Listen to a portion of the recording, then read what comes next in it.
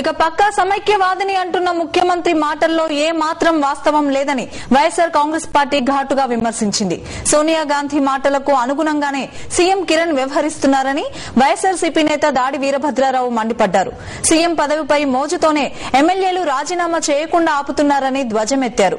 ముఖ్యమంత్రికి నిజంగా చిత్తశుద్ది ఉంటే వారం రోజుల్లో అసెంబ్లీని సమావేశపరిచి సమైక్యాంధ్రకు మద్దతుగా తీర్మానం చేయాలని దాడి వీరభద్రారావు డిమాండ్ చేశారు.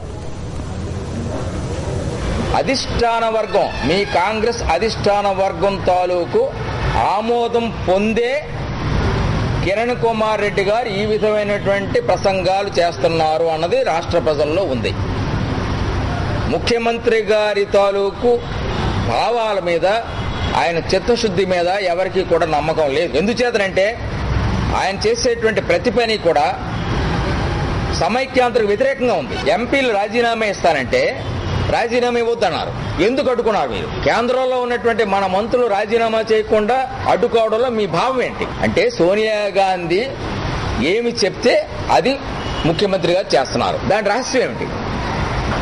శాసనసభలో తీర్మానం పెట్టాలి. శాసనసభలో తీర్మానం పెట్టిన తర్వాత ఆ తీర్మానంలో మనం సమైక్యవాదాన్ని వినిపించాలి. అందుకోసం మీరంతా శాసనసభలో ఉండాలని ముఖ్యమంత్రిగా చెప్తున్నారు. అందుకోసం కాదు, కిరణ్ కుమార్ రెడ్డి గారి పదవి పోకూడదన్నటువంటిది ఆయన అభిప్రాయం. రాష్ట్రపతి పాలన వచ్చేస్తుంది అని అన్నారు ఆయన. అది ఆయన భయం.